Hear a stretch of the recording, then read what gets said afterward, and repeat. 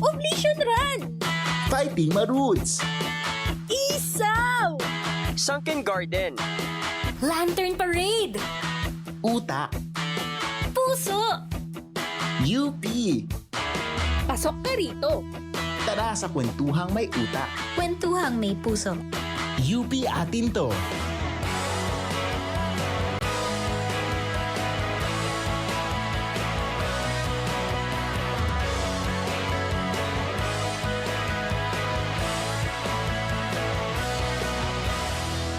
Magandang araw mga kasali, kwentuhang may utak, kwentuhang may puso. Ang hatid po namin sa inyo dito sa UP Atin To. Ako po si JJ Malate. Pwede po kayong makisali sa ating usapan, ipadala ang inyong mga komento kung meron po kayong mga katanungan tungkol sa ating episode topic sa araw na ito or meron kayong shoutout or greetings, ipadala lamang po yan sa comment section ng ating DZUP Facebook and YouTube Live. Tayo po'y napapakinggan sa DZUP 1602 kHz sa inyong mga radyo, sa audio streaming sa dzup.org at napapanood tayo sa official Facebook page and sa YouTube channel ng DZUP. For our Ikwento segment, pasadahan muna natin ito mga kasali. Bida po ang mga highlights mula sa kasaysayan at mahahalagang kaganapan sa mga nagdaang taon dito po sa University of the Philippines. Muli po natin itong binabalikan at niririkwento para sariwain at manatiling buhay sa ating mga alaala. For our Ikwento of the day, here's a story from UP 74 years ago.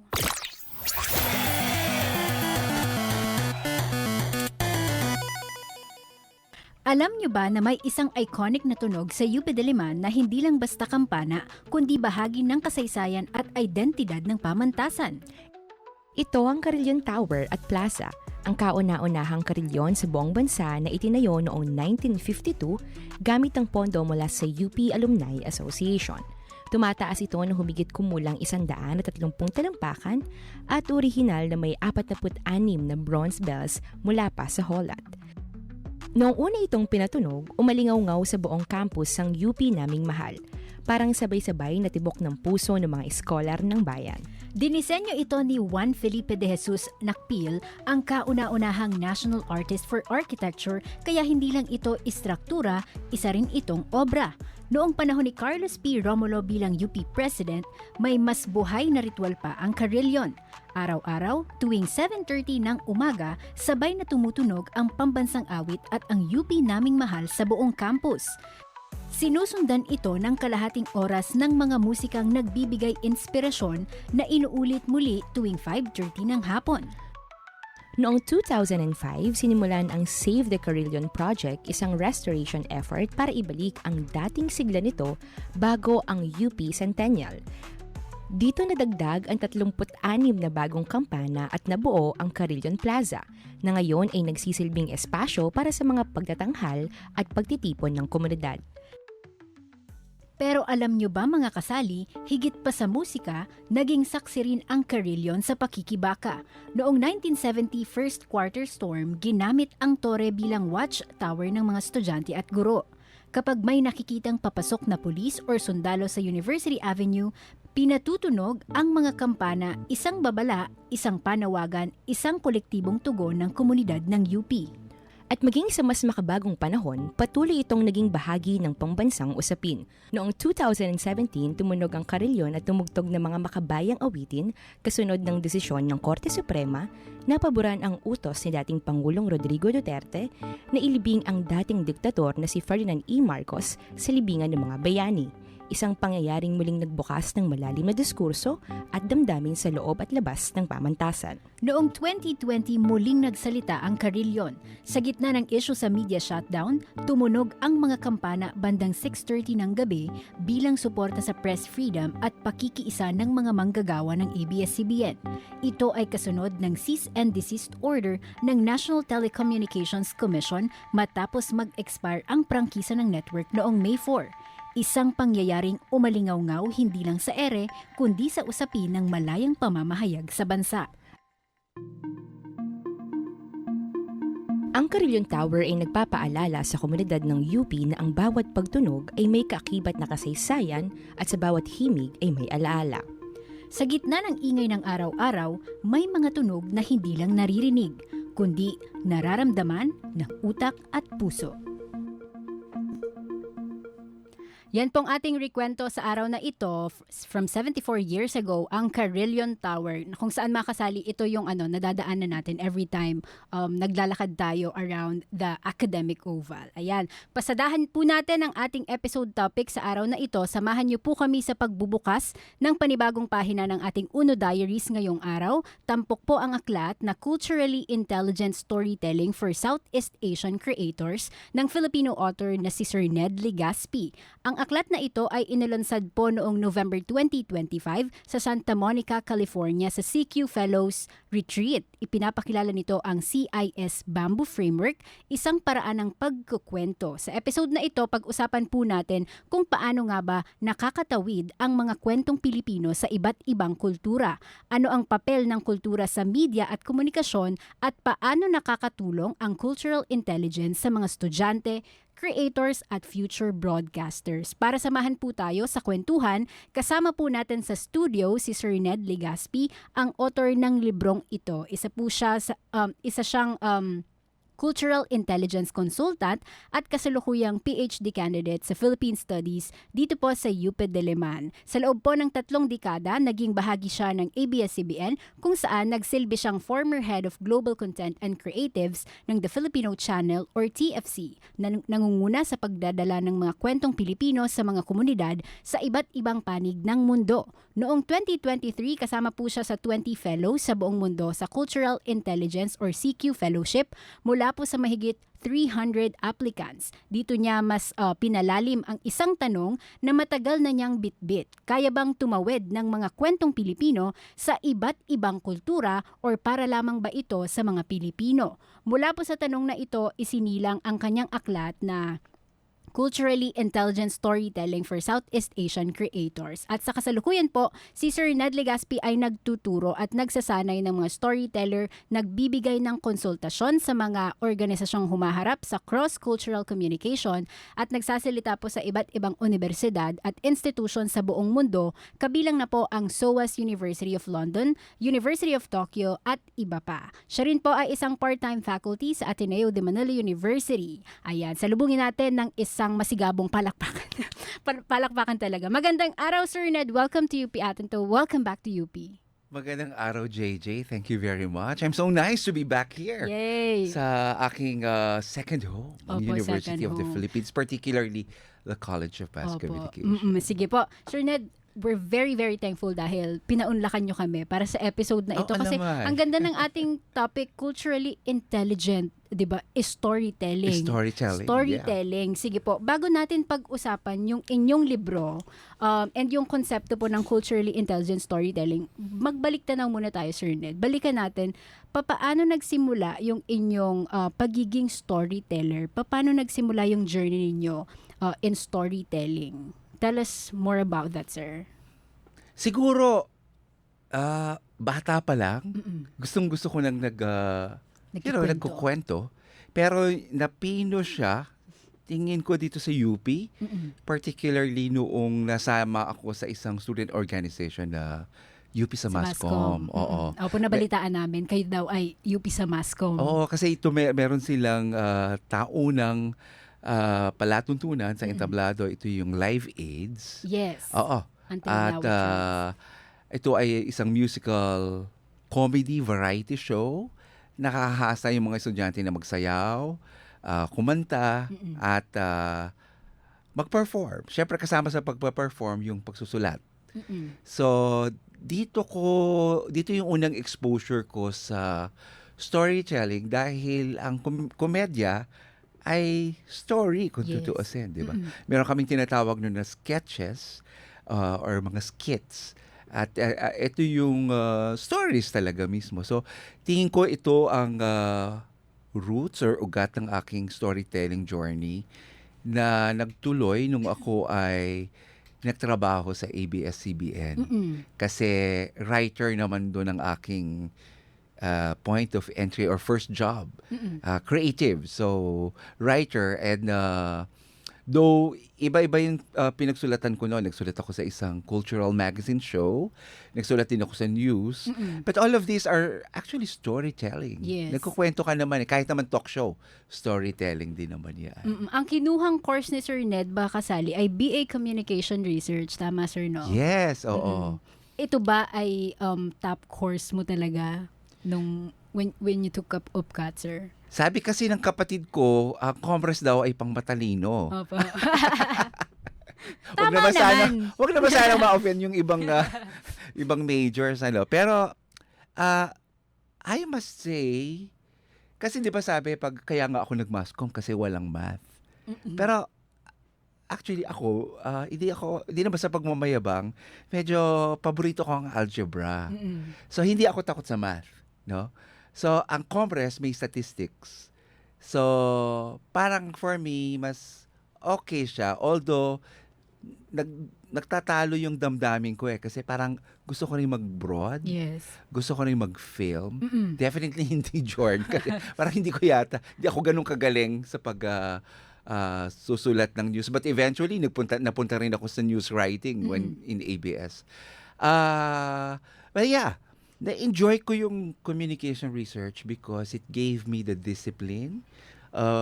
Until now, nung ako ay nag-pursue ng graduate studies ng MA at PhD. The discipline of research, the rigor na tinatawag, di ba? Yung pagde-define ng problem. Correct. And then, pag-iisip ng framework, yung pagiging metikuloso sa paghahanap ng mga related literature for you to RRL. justify kung Correct. bakit kailangan gawing itong pag-aaral na ito. Kasi yung RRL naman ang mag-guide sa'yo doon. So I think though, hindi ko siya na-practice as a researcher, pero yung discipline na bit-bit ko even in ABS and I would say even until now sa pagtuturo ko. Opo. Ayun, nababanggit nyo, sir, yung ABS-CBN experience ninyo. 30 years, that's very long, di ba? 3 dekada. Meron bang moment, Sir Ned, na masasabi nyong tumatak sa inyo bilang storyteller nung kayo po ay nagtatrabaho sa ABS? Kasi ito ang first job ninyo na matagal talaga po, no? Oh, actually, aminin ko, hindi lang first. Only job. Ay, only job. Graduate ako 1993 and that year, I was already invited.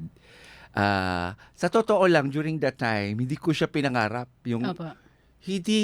Wala sa listahan ko yung ABS-CBN because I was a commerce graduate. So, ang ina-applyan ko yung mga Unisearch, MediaPulse, all of those, because I really wanted to be Mga a survey researcher. firms. Opo. Oo, yung mga ganyan. Kaya lang minsan ang buhay kung saan ka dali ng agos. No? Correct. Because nagla-live aids ako noon. Ako rin yung nagsusulat nung ilang skits, pati yung performances ko, ako rin nagsusulat. So, tinanong ako ng ilang taga ABS-CBN na, ikaw ba nagsusulat ng mga material na yan? Opo. Punta ka nga ng ABS-CBN. Ganun lang kadali. Kasi during that time, that was ABS-CBN was just 7 years after it resumed operation in 1986. From the martial law. So, sige, nagpunta ako doon. I thought I will be interviewed. So, pagdating ko doon, upo ka na. Umupo naman ako. Maya-maya, sabing ganun, ikaw ang assignment mo itong, ha? Di lapit ako, sabi ko, interviewin niyo po ako. Ano interview? Start ka na. Wow, first day.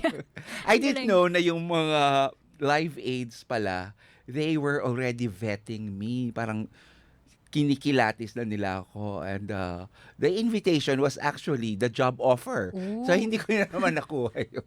Sa mga nakikinig sa atin ng mga Scott-Iska, alam nyo na. Alam nyo na. Sige po. Pero may mahirap din because ang orientation in writing is research writing. Research na Tapos napunta ako sa creative writing. Sige po. Interesting din, Sir Ned, yung naging transition ninyo from media to academe, 'di ba? Mula sa inyong journey sa media, ano po yung nagtulak sa inyo na bumalik sa akademya and piliin yung Philippine Studies? Bumalik sa UP Diliman. Nasa UP pa lang ako. Buo na. Sabi ko, someday, magiging doktor ako. And by doctor, I mean, Ned Legaspi, PhD. So, kahit nasa ABS-CBN ako noon, bumalik ako. One subject per sem, minsan di na-drop. Opo. It took me 10 years to finish my MA. Mm-mm. Kasi sadyang napakahirap mag-graduate studies. Minsan dito sa UP, parang isang subject in 2 weeks or minsan a week you have to read a book. Correct. Ganon. And then you Opo. have to, syempre hindi ka naman papasok sa iyong klase without seminar notes. Kasi 'di ba, ganun ang graduate studies, you weigh Correct. the arguments of the scholar. Tinitingnan nyo, may weight ba ito? Mayroon bang, do we accept, reject, or, ganun ganun yung intellectual exercise or demand ng graduate studies sa UP.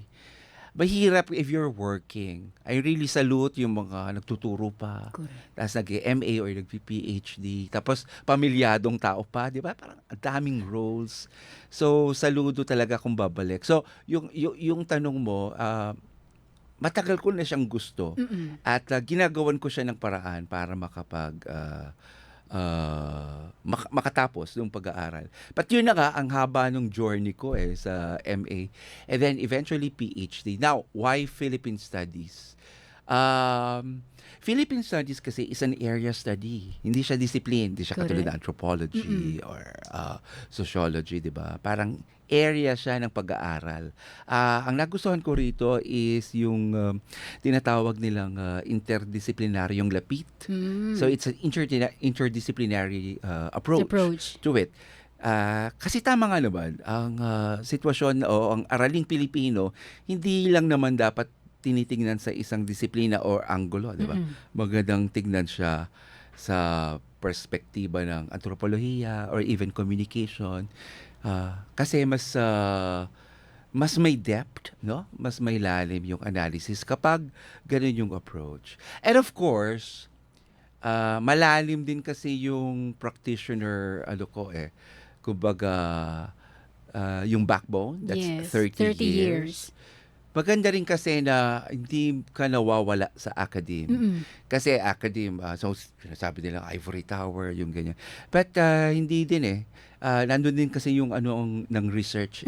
Hindi lang naman din itong mga scholar na to, hindi lang naman nag-a-assert ng thesis, hypothesis, or theories na hindi backed up by research. So, yun din yung maganda. So, bina-validate lang din naman ng academe yung pinapractice ng mga media practitioners.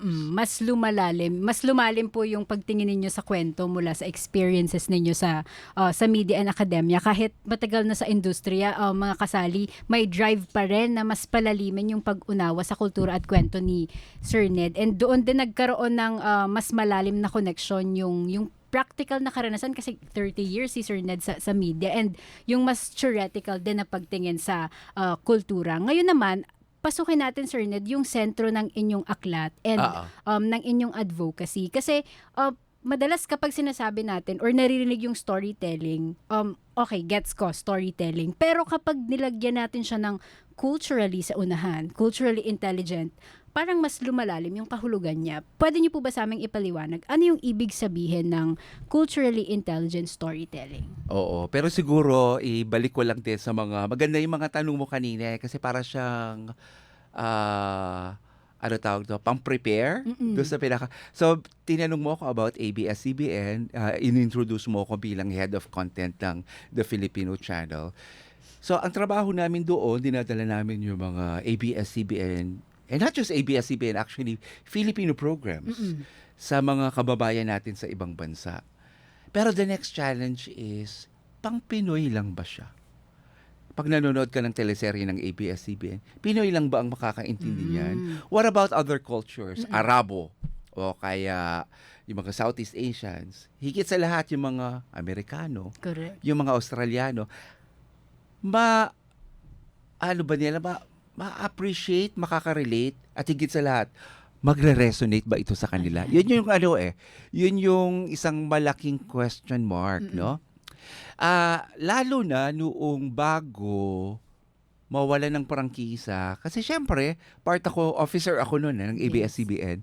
So, binibigyan kami ng challenge, no? What if hindi natin makuha ang prangkisa? Anong mga gagawin natin dito? At isa sa pinapa-explore sa amin noon pa man, no, internationalization. Ah. When you say internationalization, hindi na Pinoy. Mm-mm. Ibang lahi na. Kasi, JJ, isipin mo, ba't kaya ang mga Koreano, ay yung mga Korean teledrama, ba't natin pinapanood? Oo. Bakit siya nagsa-travel? Correct. Bakit siya nagtitrend? tumatawid sa atin? Opo. Oo. Hindi ba pwedeng yung Pinoy content ma-appreciate din nila? Yung ganon, yun yung pinaka million-dollar question eh. Kaya ba? Okay. So, nung nawala yung prangkisa, lalong na-define ngayon ng ABS-CBN, okay, saan na tayo lulugar? Ano na ba yung strategy? Kumbaga, itong programang ito ay utak at puso, di ba? Ano yung utak? Ano yung strategy? So, ang ABS-CBN nun, dalawa. Number one is digitalization. Pangalawa, internationalization. So, matagal na, hindi ayokong i-claim na ako lang ang may gusto nito. Gusto ito ng ABS-CBN. And I think maraming filmmakers, ito rin yung gusto. Yung hindi lang gagawa ng pelikula, kung hindi tatawid sa ibang lahi, na hindi lang magiging successful sa isang festival or Yes. film festival. Yung ordinaryong ibang lahi, na-appreciate siya. Ganyan. So, yun yung pinaka-background nito. Ngayon, ang tanong, paano? 'Di ba? Kasi hindi ko rin alam, parang walang may alam ng sagot. Until in 2018, I read a book called Leading with Cultural Intelligence. Ang author nito ay si David Livermore. At kung i-google or i-AI mo siya, parang siya yung face of CQ CQ. or Cultural Intelligence. So ano yung CQ or Cultural Intelligence? Nagsimula ito, kung natatandaan mo pa, in 1995, parang naging maingay yung acronym na EQ. Diba? Doon niya nagsimula eh. But 5 years later, na-introduce na rin ng CQ. Pero parang mas sikat yata ang EQ than CQ. Emotional intelligence. Oo. Well, marami nagtatanong, bakit Q? Bakit CQ, EQ? Kasi ang buo niyan, Cultural Intelligence Quotient. At kaya natin tinatawag na quotient kasi it's something measurable. Okay. Kayang sukatin. Ano yung sinusukat? 4 yung sinusukat ng CQ eh. Yung iyong CQ drive, what's the motivation? How motivated are you na mag-communicate across cultures? CQ knowledge, ano yung alam mo about it?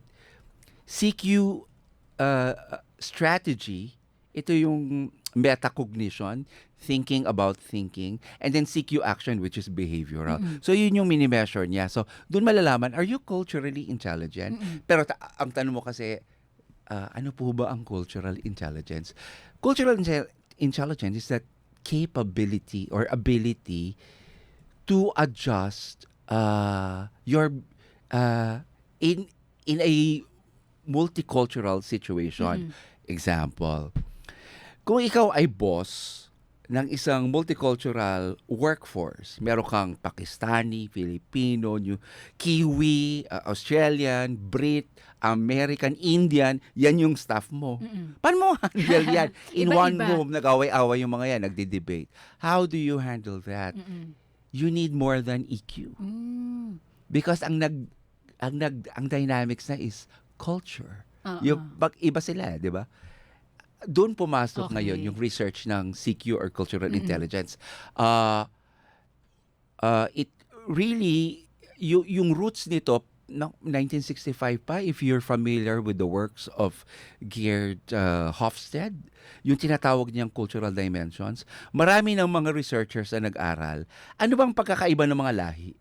Ang Pilipino, kung ikukumpara mo sa isang Australiano, anong pagkakaiba nila, anong pagkakatulad nila?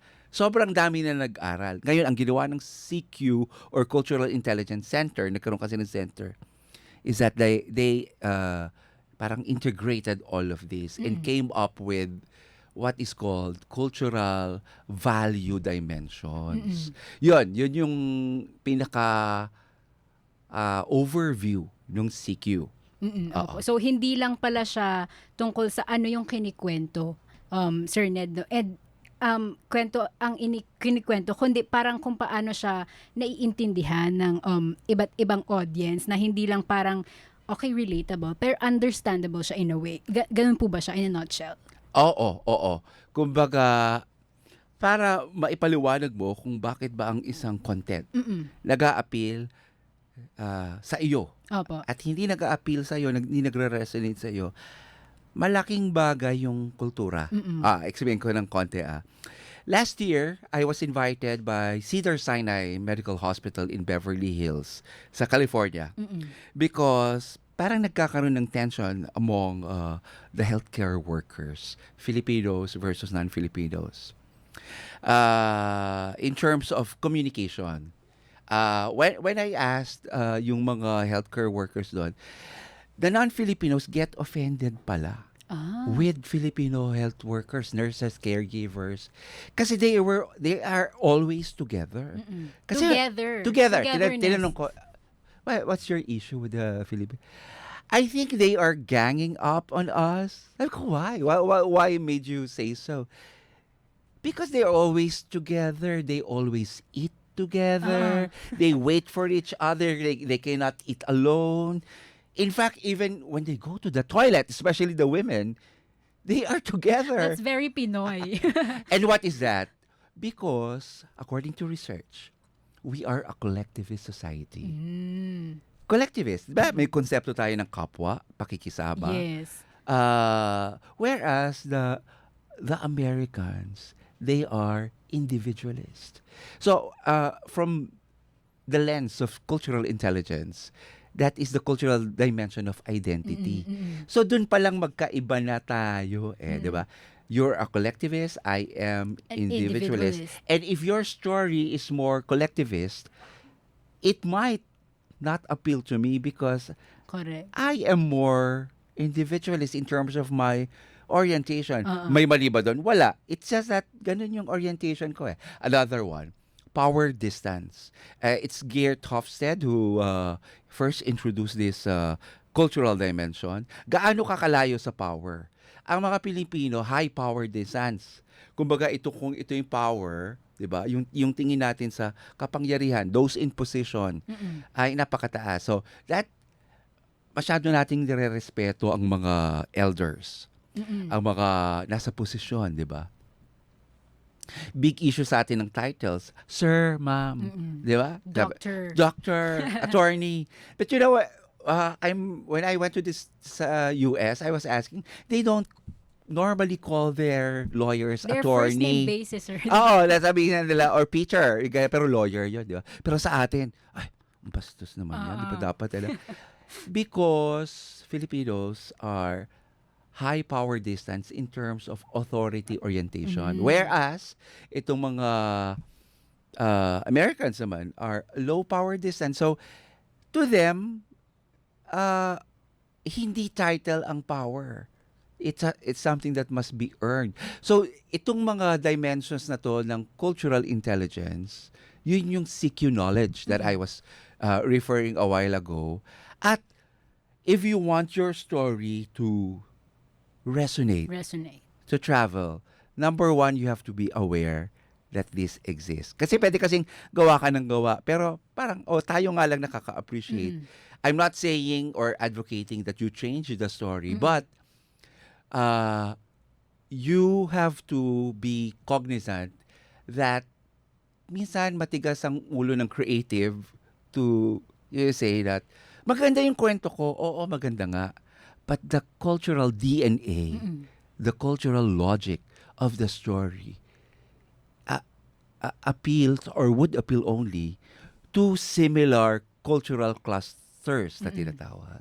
Ayan. And dun na, Sir Ned, pumapasok yung inyong aklat na culturally intelligent storytelling for Southeast Asian creators. Sir, tell us more about the process. Paano po nagsimula yung pagsusulat ninyo ng libro? Parang madami bang research na ginawa on that?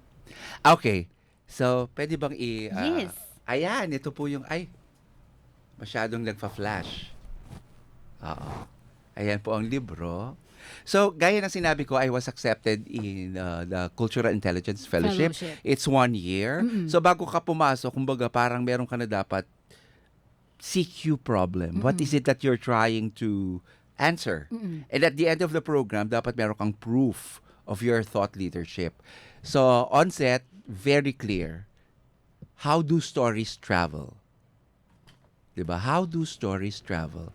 Second, how can you craft stories that could travel? Oo, dalawa yung tanong ko eh. Una, gusto kong maunawaan pa paano, ikalawa yun. So, sabay siya habang nag-aaral ka, sinisimulan mo na rin. Kasi yung research ng cultural intelligence, marami nang nakagawa. Parang related literature na lang siya eh. But the book project, is a framework. Parang scaffolding. Something practical na kung writer ka, director ka, pwede mong magamit. Maaaring, hindi sinasabi ng libro na absolute ito, but it's more map, guide. Oo. So, yung libro ay ipinapaliwanag niya yung iba't ibang dimensions ng pagkakaiba natin base sa kultura or CQ research. Tapos nagbibigay siya ng mga how-to. How-to kung papaano mo gagawin sa pamamagitan ng 4 na steps. Yes. Ito na yung mga 4 na stage process sa aklat ni Sir Ned mga kasali. Merong story root, story craft, may story pulse, and story lift. Pwede nyo ba itong maipaliwanag? Sir? Yes, oo. Ang cultural research, ang research ng cultural intelligence ay may pagka-Western, may pagka-Banyaga. I want, ano bang tawag doon? Sa Tagalog, andukha ang tawag doon eh. Sa English yata yung you appropriate it, yung parang isinasa Pilipino mo itong mga kanluraning pag-aaral na ito. Yun yung inattempt ko rito. Nag-isip ako ng ano kaya ang isang framework na kung ikaw ay Southeast Asian, kuha mo. At para sa ang napili kong framework ay bamboo. Itong CIS Bamboo Framework. Bamboo Framework. CIS ang ibig sabihin, Culturally Intelligent Storytelling. Opo. Pero para madaling masakyan ng Southeast Asians, kasi intended ito for Southeast Asians eh. Bamboo yung ginamit kasi kahit saan ka naman magpunta in any of the Southeast Asian countries, may bamboo eh. Cambodia, Myanmar, Vietnam, may bamboo dyan. Lahat tayo lumaki with bamboo. So, yun yung nakita ko doon. At madaling maintindihan kung bamboo, di ba? Hindi ko lang alam kung familiar yung audience, listeners nitong na ang bamboo, akala mo lang separate na nakatayo dyan. Pero sa ilalim niyan, yung kanyang ugat ay tinatawag na rhizome. Yung interconnected. And I think, like Southeast Asians, we are all interconnected, di ba? We share, common colonial, di ba, history. Kahit naman ang Thailand hindi na-conquer, pero parang in a way na-conquer na rin yan eh. Kasi di ba, pinapasok yan ng mga foreigners, dyan yung mga, di ba, yung Bangkok naging, in a way, na-infiltrate na rin ng mga foreigners eh. But that's one commonality and all. But secondly, yung sinasabi ko sa iyo about cultural dimensions, pare-pareho. So like for example, aside from high power distance and collectivist, another one is time orientation. Okay. Lahat tayong Southeast Asians, hindi tayo clock time. Di ba? Ang time sa atin is relationship. So, hindi, alam ba, may meeting ng 3 o'clock, 3:15, hindi pa nagsisimula. For Southeast Asians, it's okay. Kasi bakit? Wala pa yung pinaka-importanting. Kulang pa. Yung importanting tao, di ba? You cannot start. And to us, we forgive it or we understand it because that is our cultural dimension. Whereas, somebody from, like for example, Germany, di ba? May irritate na yan. Kasi, di ba? 3 o'clock on the dot, you start. Pero sa atin, okay lang, hindi naman yun. So doon pa lang may difference. And all of these cultural dimensions, may effect yan. Even in editing, di ba? Pacing ng kwento mo. Hindi kasi sila sanay sa ganyang, kaya natin yung mga medyo lingering, di ba? Yung mga ganyang But, ito ang magandang gusto ko kasing i-expose sa mga creatives, i-evangelize or ilatag sa kanila to for them to realize baka naman yung aspirations nyo of going global can be, kumbaga, makatulong ito. Kasi, I'm not saying that this is it, no? Maraming factors why a content, becomes a hit or successful globally. Pero I think this is one. The cultural dimensions. Siyempre, others would say, yung craftsmanship yan, yung galing na pagkakagawa. Meaning, cinematography, lighting, ganyan-ganyan. Yan, nandun na ako. Pero ano bang kinakapitan mo pag nanonood ka? Oh, does it resonate? Bumabalik doon sa Diba? tanong na yon. One movie na nakatulong sa akin, mabuti na lang it was shown during the time that I was writing the book, was How to Make Millions Before Grandma Dies. 2024. Yes. Ooh. Because na-curious ako, I was scrolling through TikTok. Tapos nakita ko ang daming mga Pilipino, yung pumapasok sine, binibidyohan sarili. Tapos habang nanonood sila, ganyan yung phone. Tapos habang umiiyak, mga ganun. May review. Yeah, no, more of expression of I come from I'm a Gen X. Hindi, yun yung generation ko. At hindi ko siya kaya, kumbaga it's something that I will not do unless siguro kung influencer ako at gusto kong magpaka Gen Z, Pero na-realize ko na baka ito yung way of this new generation to express resonance. So hanap pa ako sa TikTok. Alam mo, I realized, pati Singaporeans, Malaysians, Indonesians, nagkaroon pala ng How to Make Millions Before Grandma Dies crying challenge. Crying challenge. Tapos magugulat ka kasi naka-abaya, mga taga-Indonesia. And if you watch that film, Chinese Buddhist kasi yung pamilya, di ba? So, tatanungin mo ngayon, hindi na ba barrier ang religion?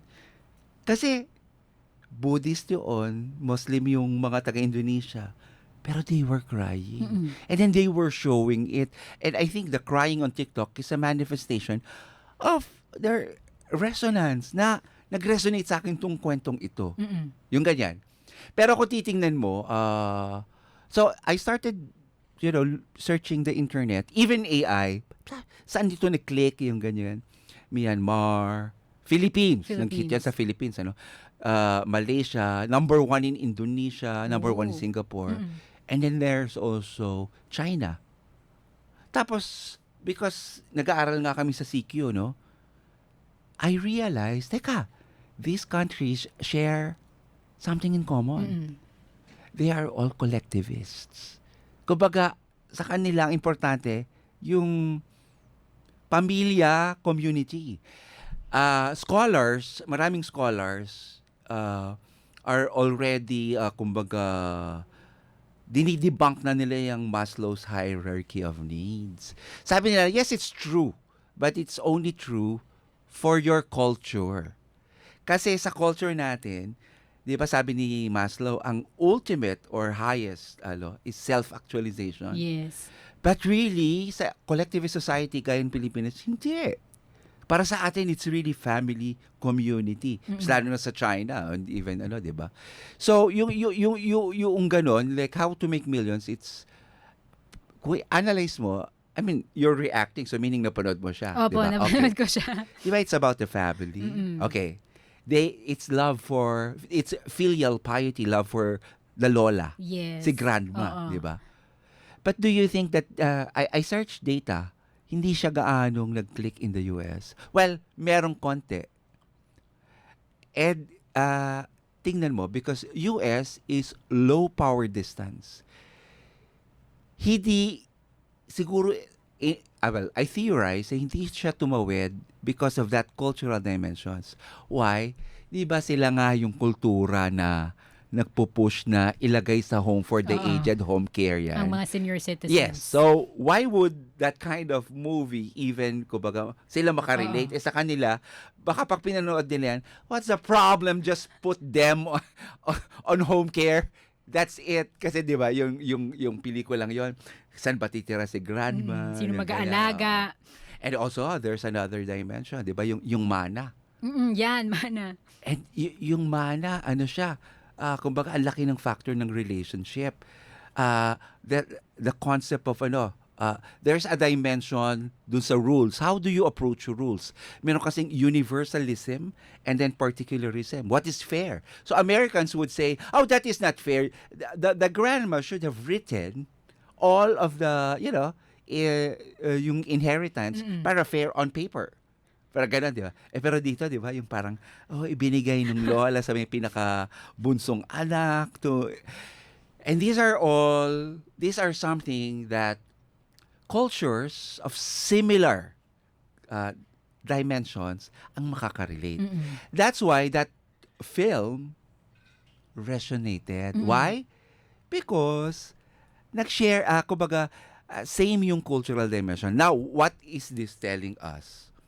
That your story, you have to unearth or you have to know the cultural roots, the story root of your story.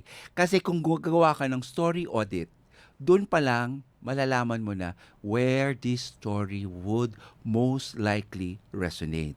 Kasi ang mga kultura or societies, nagka-cluster din. So halimbawa, may tinatawag na Anglo-cluster, and this would include USA, UK, Australia, Canada, New Zealand, the white part of South Africa. Pare-pareho sila. Pare-pareho silang individualist, collectivist, universalist, punctual in terms of time. Yan, mga yan. They share that common Whereas, katulad ng Africa, Southeast Asia, Philippines, yan, medyo magkakahawig ng mga cultural dimensions. No, last February, I was invited by ABS-CBN to do a talk about the framework. So, sabi ko, sige, could you give me data? San ba yung mga content nyo? San ba nag-resonate? And by resonance, I mean, hindi lang yung nabentahan, yung meron kayong data from the viewers and audience mismo na nagsasabi na naiyak sila, nakarelate sila, nag-resonate talaga sa kanila. And isang lumabas doon is Africa. And if you study the cultural makeup, di ba, of Africa, similar siya with the Philippines. Collectivists, high power distance, polychronic time orientation, all of these things. So, yun yung ini-explain ko sa book in terms of understanding kung bakit nagta-travel. Pero yung next kasing tinuro ko, how now can we write? How can we do this? How can we do this? So, parang basic yung understanding before you could actually do the how-to part of it. Opo. Kung pag-uusapan, Sir Ned, yung kakayahan ng mga kwentong Pilipino na makipag-ugnayan or mag-connect sa iba't ibang kultura, meron ba tayong mga strengths on that? Like, ano yung strengths ng Filipino storytelling na pwede nating siguro dalhin globally that pwedeng mag-resonate din with other cultures? Nagre-resonate na siya. Nagre-resonate na siya with similar. Hindi lang siguro na ma-market doon. Kasi like for example, in the case of ABS-CBN, binibili ng mga bansa like halimbawa Southeast Asia or those in Africa, yung mga content, meaning to say, hindi na lang siya pang Pilipinas. Opo. Nagre-resonate na siya. But the bigger question probably is, kung ang target nila ay yung Anglo. Kasi minsan, how do you find ba global success? Pag nag-hit sa Hollywood? Yung ganon. That I think is something na kinakailangang upuan, klaruhin ng any content creator or content creation company because, define global. Kasi definitely, yung mga kwento mo, it will land if you market it well to clusters of the same, to societies or cultures na pareho ng cultural dimension mo. Now, if you want to go to hit more, no? I don't think you have to change anything. Oh. Just be authentic. Mm-mm. Kasi tinan mo yung yung Koreans.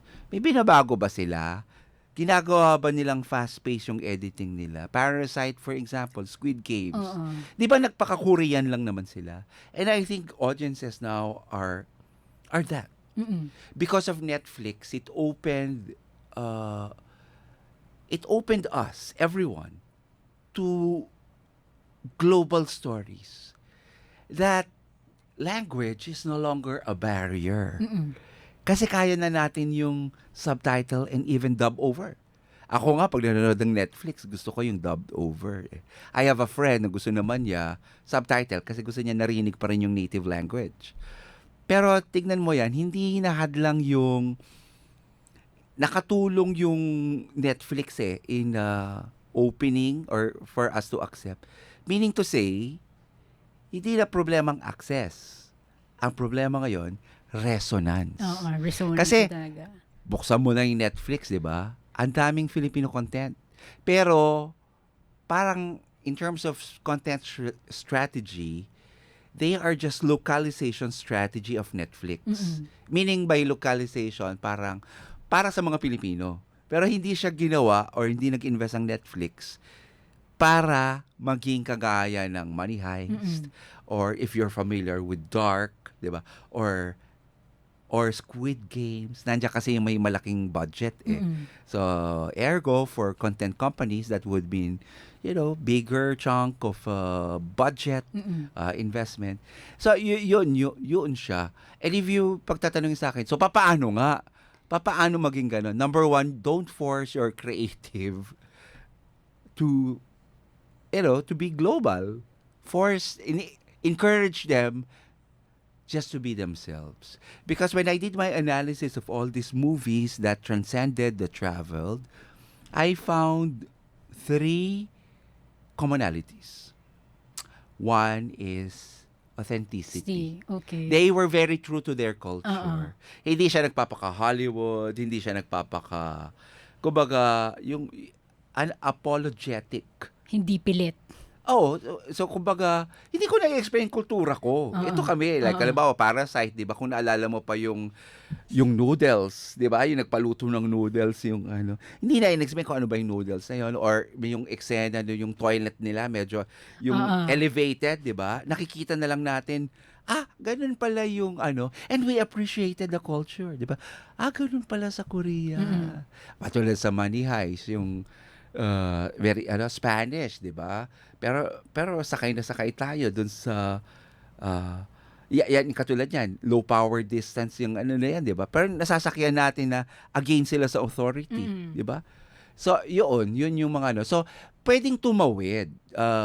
Of course, wala pa naman nakaka-crack ng talaga code kung ano ba talaga yung pantawid kasi even Korea, it took Korea like more than 20 years bago naman nila na-penetrate. And we cannot even say that Hollywood na rin sila kasi there are countries na hindi pa rin nila na penetrate.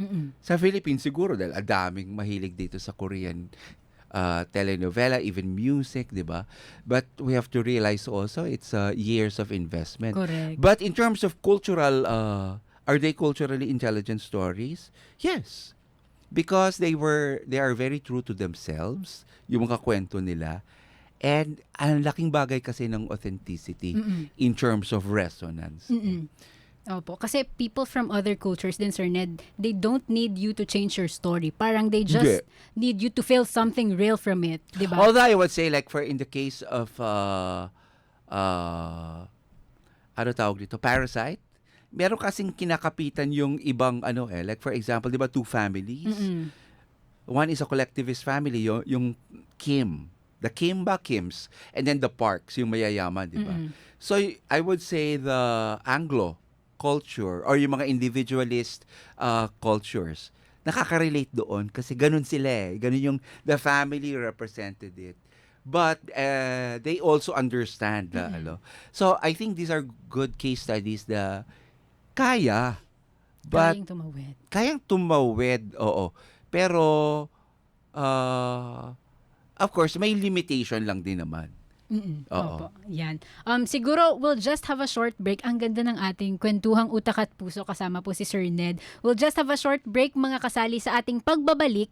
Dadako tayo sa susunod na pahina ng ating kwentuhan. Kasama pa rin po si Sir Ned Legaspi, isang cultural intelligence consultant and UP alumnus. Pwede po kayong magpadala ng inyong mga katanungan or komento tungkol sa ating episode topic sa DZUP Facebook and YouTube Live. Ito pa rin po ang UP Atin To, Kwentuhang May Utak, Kwentuhang May Puso, DZUP 1602, Kasali Ka.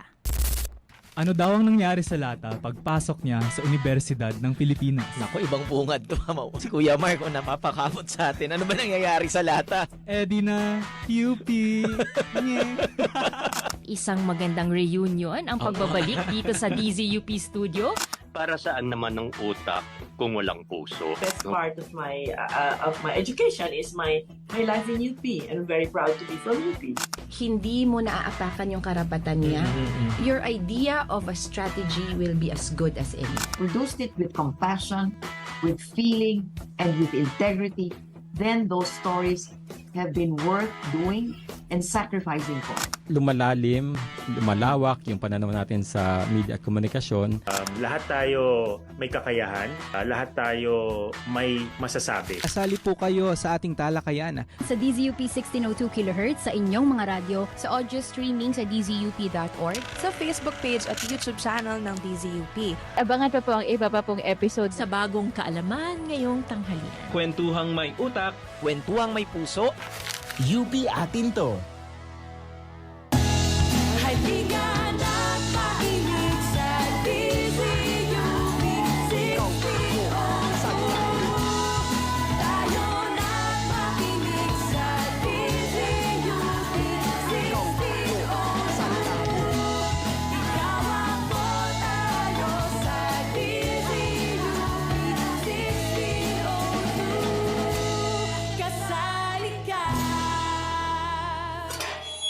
Good morning, sir. Ma'am, can I take your order po?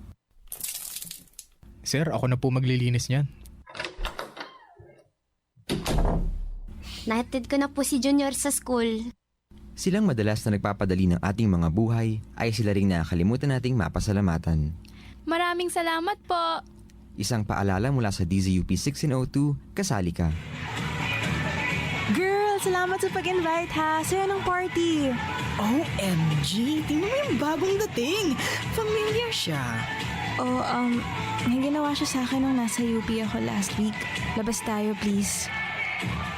Labanan ng sexual harassment. I-report sa UP Office of Anti-Sexual Harassment o tumawag sa 981-8500 Local 2465 o 2466. Isang paalala mula sa DZUP 1602. Kasali ka. Pasok ka rito! Tara sa Kwentuhang May Utak. Kwentuhang May Puso. UP Atin To.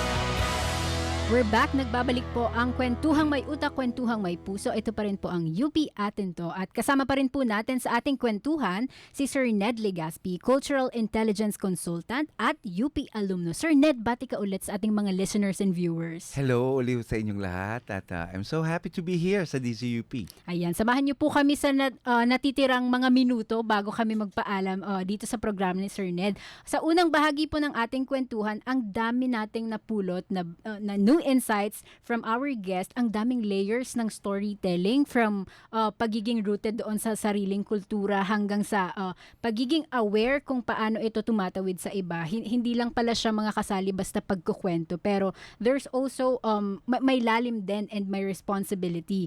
Siguro this time, Sir Ned, dalhin naman natin yung kwentuhan sa mas practical side, lalo na sa para sa mga students and creators na gusto pong pumasok sa storytelling. Parang ang challenge ngayon is not just telling stories but telling them with awareness din. Para po sa kanila, sa mga students and creators, saan sila pwedeng magsimula para maging culturally aware and ma-practice din nila yung ganitong pinag-uusapan natin? Una siguro, una sa lahat, dapat magkaroon, well, yung sinabi mo nga, di ba? Yung awareness. Aralin nila. Ano itong mga cultural dimensions na to? At nasan sila doon sa spectrum na yon? Kasi hindi naman siya individualist ka lang, pwede rin kasi namang nasa gitna, di ba? Nasaan ka doon? So that, as you develop your characters, stories, plot, you know also kung nasan siya. Kasi sa lahat ng bamboo, ang pinaka-importante naman ay ugat, yung roots. Yung roots. So, yeah, start with the story root. Ikaw bilang storyteller, creator, what is your cultural DNA? Are you an individualist? Are you in terms of, are you being oriented in terms of, approach to lifestyle? Ano ka doon? Kasi may 10 na ine-explain ng cultural intelligence eh. Ano ka doon? So, yun ang mahalaga. Because that will aid you to do culturally intelligent stories. Opo. Pero how about Sir Ned? Does it also start with being open or open to learning as well? Oh yes, kasi medyo bago ito eh. Diba? Well, my book doesn't teach you para how to write dialogues or how to write, how to improve your plot. Hindi doon eh. But really more yung mas malalim, ano ang mga kultura ng characters, ng kwento, saan ito, kung kumbaga, yun yung inaalam nito. And of course, you have to be open to new ways at looking at stories. Kasi aminado rin naman ako bago to eh, 'di ba? You don't look at stories from a cultural lens, 'di ba? Tinitingnan mo na, 'di ba? The usual ano ba yung mga inciting incidents diyan? If you follow the 3-act structure, 'di ba? Parang ganyan. Nandun na ako, nire-respect ko naman yan eh. Pero ano yung kultura ba noong behind it? Kasi yun naman talaga yung kinakapitan at nagre-resonate sa audience eh.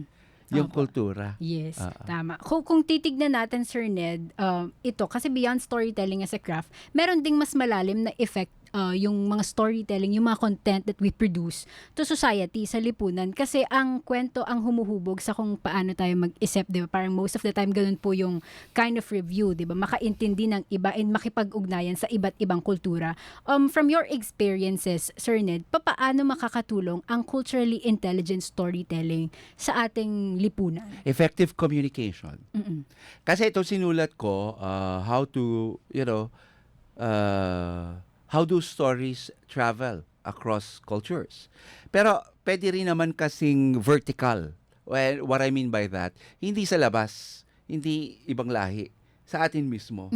So for example, in terms of communicating with Filipinos na lang, napaka-diverse na ng culture eh, di ba? I mean, the way you talk to an Ilocano, iba rin naman pwedeng tanggapin ng Visaya. And in the Philippine culture, you can apply the framework. Pwede mong i-apply yung framework so that your communication becomes more effective. Kasi merong pagsasaalang-alang noong cultural dimensions nung kinakausap mo. And you cannot essentialize the Filipino na lahat, di ba, Sambuangenyo o sa ay Kapampangan, ay isa lang, di ba? Of course, may nuances yung mga yan. And that, I think, is how it would help society. Because if you are culturally intelligent, iba kasi yung cultural awareness sa culturally intelligent eh. Kasi yung culturally intelligent may element of strategy and action, di ba? Awareness is just one of those. Yun yung knowledge, di ba? But what do you do ba with knowledge? Doon papasok yung strategy eh. So yun yung tingin kong ambag nito sa lipunan, yung epektibong komunikasyon, di ba? Because storytelling naman talaga is communication. Yes, and it's very powerful. Siguro to wrap up our episode for today, our Uno Diary, Sir Ned, para sa mga listeners, meron ba kayong isang bagay na pwede nilang gawin, or do you have message for them about your book and ito pong topic natin sa araw na ito? Oo, well, you mentioned about openness, no? Well, in any book naman din kasi, well, if they are interested, they could get a copy of the book, look at it, look at the framework, and apply it. Ako nga, I encourage you critique it. Kasi that's the more that I will improve the framework, di ba? So, yeah. Pwede ba mag-promote, Opo, JJ? ayan, go ahead. Ito na, announcement. Saan po nila po pwedeng mabili or makakuha ng kopya ng inyong libro, Sir Ned? Yeah, so right now, it is available online, Shopee, Lazada, and TikTok. In the search bar, you could probably just type my name. Yan, Ned Legaspi. Saan nakikita, no? Eventually, it will be available on bookstores, but tsaka ako na lang i-announce kapag available na. But one major bookstore already confirmed, the in-store placement. And that's good. Kasi initially, the book was made available overseas. As a matter of fact, when I look at sales reports, I see na maraming bumibili on Amazon. But they are foreigners. Sabi ko, Southeast Asians yung target ko. Parang it seems that Baka gusto nila mag-resonate, sir, sa libro mo. probably they want to target din yung Southeast Asians. But sana yung mga Southeast Asians. And that's my goal. Yes. This year, I want to evangelize muna sa Philippine academe, media workforce. But eventually, makatawid din sa Southeast Asian natin. Especially this year is ASEAN. And the Philippines is host of ASEAN, I mean. Yes. Diba? Parang bagay na bagay itong librong ito for what's happening. Yeah. Sige po. With that, maraming salamat po sa ating naging panauhin sa araw na ito, si Sir Ned Legaspi, Cultural Intelligence Consultant at isa pong UP alumni dito po sa atin from UP CMC. Maraming salamat, Sir Ned. Maraming salamat din, JJ. My first time here at wow, nag-enjoy ako. Opo. And sa mga listeners natin at nanood, sana may baon kayong bagong pananaw sa paglikha po at pakikinig ng mga kwentong meron tayo dito po sa ating bansa. Para po sa mas marami at pang makabuluhang diskusyon sa loob at labas ng Oblation, bisitahin pong aming website dzup.org at i-like ang DZUP Facebook page. Don't forget to subscribe sa aming DZUP YouTube channel. Ako po si JJ Malate sa pangalan po ng ating mga kasamahan sa programang ito. Mula po sa production team, si Almira, si Cindy, streaming and online team, Jansen, Jean, and Ned, sa ating technical team, Kuya Mark, Kuya Ramon, Kuya Raymond, sa ating program director, Michelle Martinez, at sa ating station manager na bubisita sa atin kanina, si Professor Ivy Claudio. Maraming salamat po at sa DZUP 1602, kasali ka. Kwentuhang may utak. Kwentuhang may puso. UP Atin to. Lunes hanggang Biyernes sa DZUP 1602, kasali ka.